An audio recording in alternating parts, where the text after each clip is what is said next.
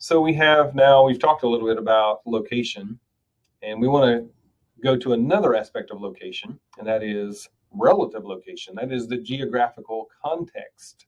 So you can see here at the right, and kind of the same ideas conveyed at the map at the bottom, and that is what's going on around, what's the geographical setting or the geographical context of some of these passages.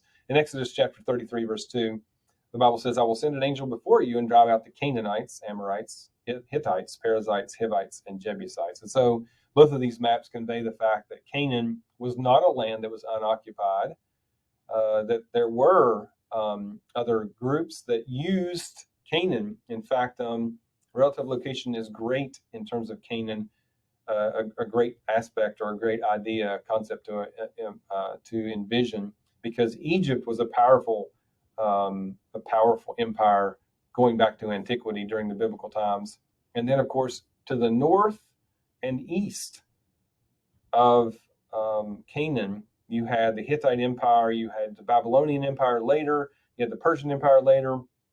All these were sort of eastern along these rivers like the Tigris and Euphrates. You can see right at the edge of the map. But anyway, those river civilizations used Canaan as sort of a transit uh, route. So they would travel back and forth through Canaan, and Canaan was kind of sort of tossed back and forth between these two greater empires. So you can see the geographical context is important for understanding biblical passages. Here's another concept in geography, that is the idea of place. Now, me and you, in our common language, probably use the words location and place interchangeably, but of course, geographically speaking, they have a difference, a distinction. And that is the idea of place means what is it like?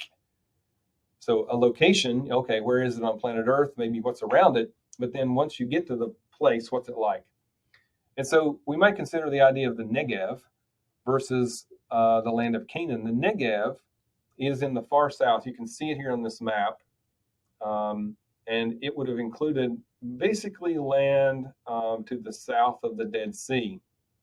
So this is the Negev, sometimes spelled with a B instead of a V on the end. And you can see there that it is, in fact, this map here on the right is precipitation.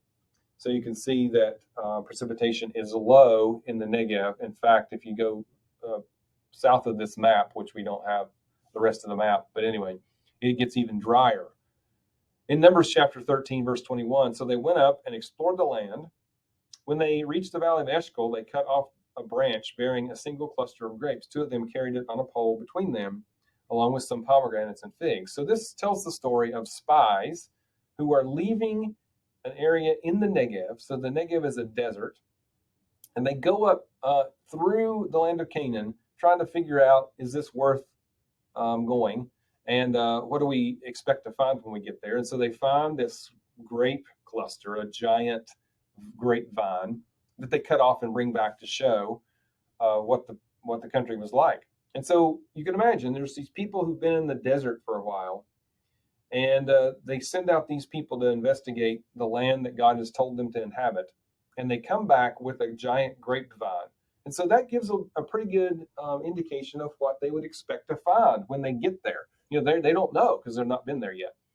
And so they send out these spies and get this information. So again, that idea of understanding what places are like, the fact that it was pastoral and that grape production was important for the economy of the area, gives a better understanding of how this passage can be understood. Here's another picture. This is actually the Negev Desert. They contrast that. I mean, you're not going to be growing any grapes, or you're not going to be growing.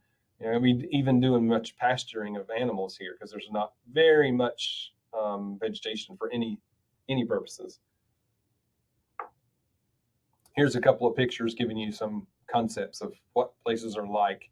On the right-hand side, you have a photograph from modern-day Israel, and showing you modern-day shepherds and the type of vegetation that they would have encountered even in ancient times, because the vegetation types have pretty much remained the same.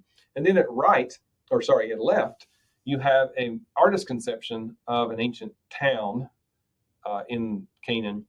And again, because obviously don't have any photographs from the ancient world. You had to rely on maybe artist reconstruction, but this would have been, kind of what the conditions were like. So a fishing village on the Sea of Galilee. You've got houses that are kind of in clusters. You can see them there with streets in between. You have at the left-hand upper side of this artist conception, you have the synagogue, the Jewish synagogue. That's the larger building. And you can see the kind of vegetation that they would have encountered. So palm trees you can see there, and some other sparse tree vegetation.